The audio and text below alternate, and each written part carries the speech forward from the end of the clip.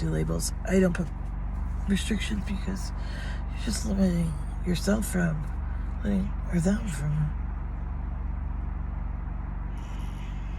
creating something that might be amazing just by chance, just naturally. I learned that when I was teaching art to little kids.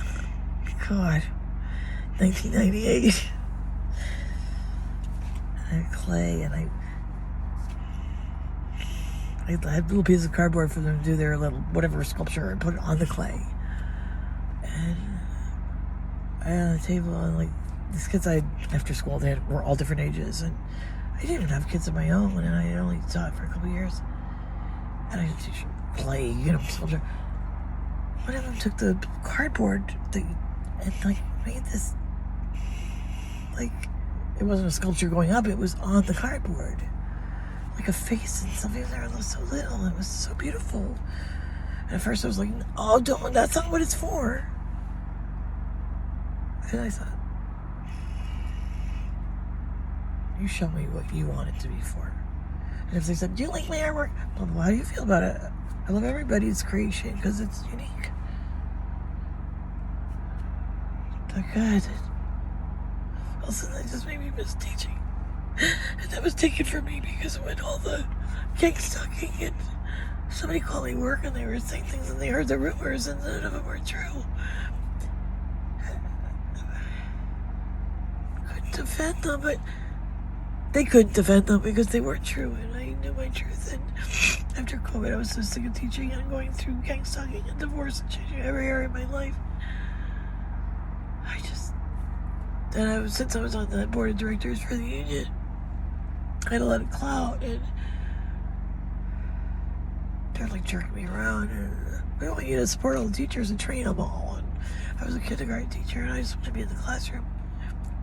And I'm not saying anything wrong with my district. They heard rumors and stuff that were spread in the next town, and they were protecting the children. And I understand that I would do the same, but they weren't true. And you sound like a crazy person when you're trying to defend yourself. You're saying everyone went against me. They did, but you know what happened? But then, like all my friends of 35 years that were couples I had a relationship with my husband, they all abandoned me. Everybody abandoned me. I realized because they heard the rumors and lies, and I was trying to, I'm a whore. People say, you don't have kids, you're not a teacher. Would you like to see a 30-year teacher married for 30 years? Like, because people were spreading lies. She's a prostitute, she's a meth head. I have a master's degree in education and curriculum. I raised 2 kids. I taught for 30 years elementary school. Married 30 years. I have 2 houses and cars and boat. And I moved to this town, and people are calling me a meth head and a whore and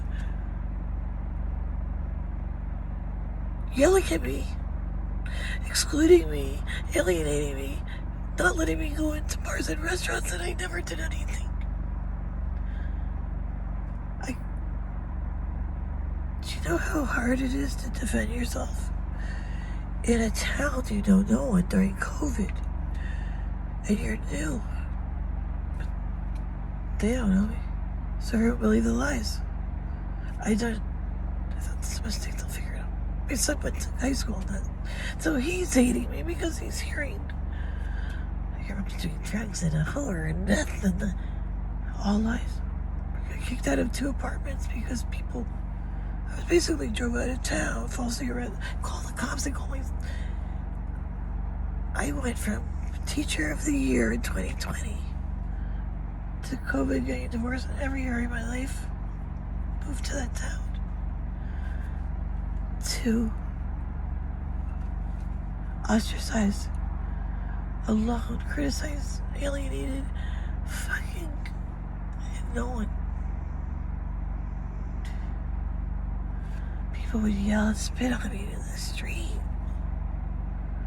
And I was their friend, like, the month before. I played beach volleyball and everything. So it was like a nightmare. And then a couple of people apologized. And I realized somebody had to be telling them this bullshit because it was like the same, like they don't even know me, but it was the same shit, you know? You're a drunk. You're insane. And that's one of the employees, bartender in one of the restaurants, that's a chief, told somebody that actually told me, don't get in trouble, but I was pissed that no one had stood up for me that I'm friends with. She's insane. Everyone knows it. Don't hang out with her. What employee? An employee. Bartender. Piece of shit. I had to live there, so I thought, never gonna figure it out. It must be a mistake. It must be like, someone looks like me. They're like, you were here last night. I'm like, I was in Greece. So I made the channel so I could have an alibi and protect myself and not be falsely accused, which I had. You were just here. All drunk me. I said, I wasn't even in here. I have never been in here. Like, over and over again. So then I did have a doppelganger. Because I was in Greece and they're like, oh, you were here. I'm like, I wasn't. So I started channel, made videos and posted them. Every night I do. So you can track everything. So, and I moved out of that town. All my friends alienated me. All my married friends for 35 years. Even my husband's calling me and telling me what he heard.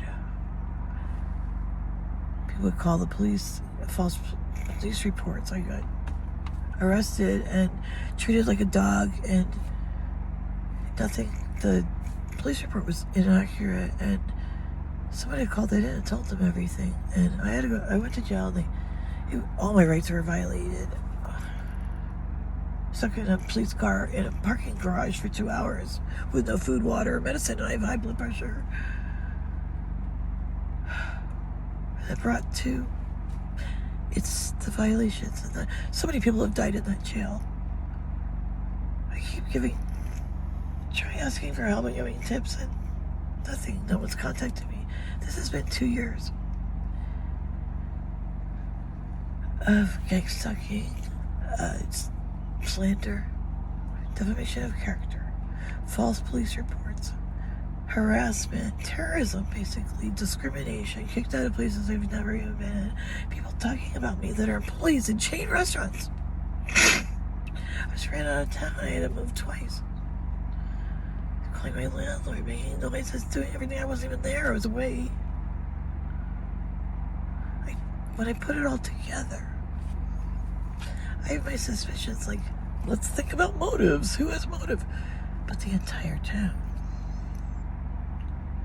It's a beach community in Southern California with like one person owns like 4 or 5 restaurants bars they could go to.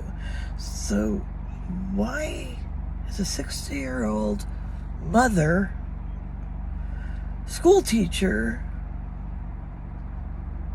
and someone apologized to me and said, I'm not scared of you, and I'm sorry everyone's treating like this, but I'm not scared of you. Scared of me? I'm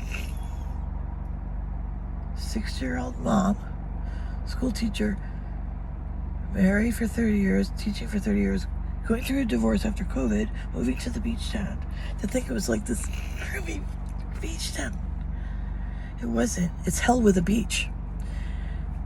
It's like Stepford. I just saw a show recently. Like the couple are in this town and the guy actually programmed the wife. It's like they groomed me for 6 months to, I don't know what.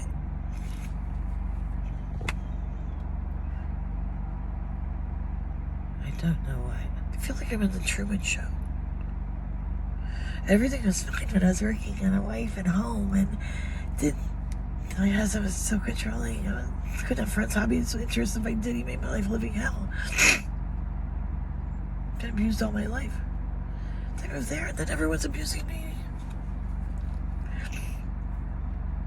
Most of these people don't even have a fucking high school degree. Don't even have a car. Fucking tell them. Don't you drunk and spit on me.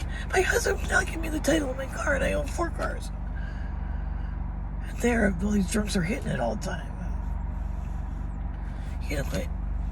I knew my truth. I stood my truth. And when I was alienated all alone,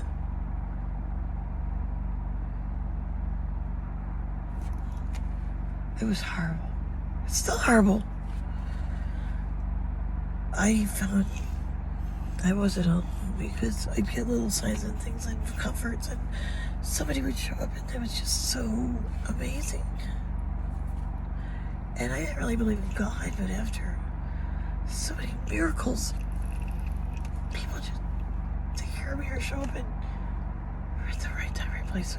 I can't tell you what it's like when you change every area of your life, and then all of a sudden everything's going great.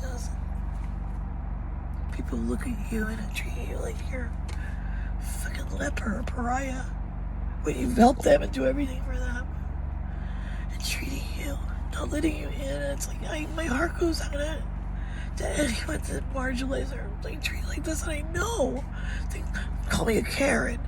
No, I'm treated like dog shit. Worse than dog shit from people that are dog shit. And I had to live there. So I thought they're just making a mistake. I drove you to the airport last week. I bought you dinner. And you're calling me a meth head cook or whatever. And it was not true. Get back to my kids and they're embarrassed. I've reached out for help in so many videos. No one fucking helps me. No one cares. No one's reached out. Nothing. Now it's been 3 years. I just moved away.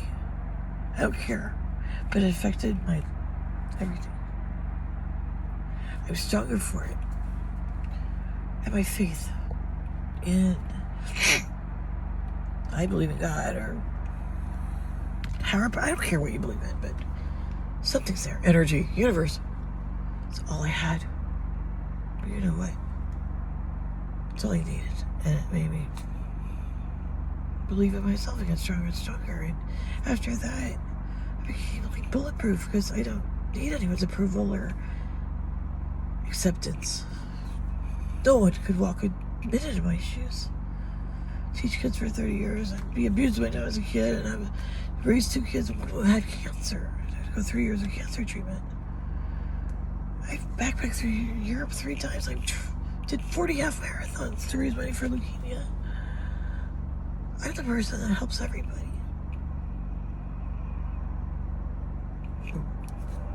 I know I'm not alone. It's almost like good against evil. You do everything right.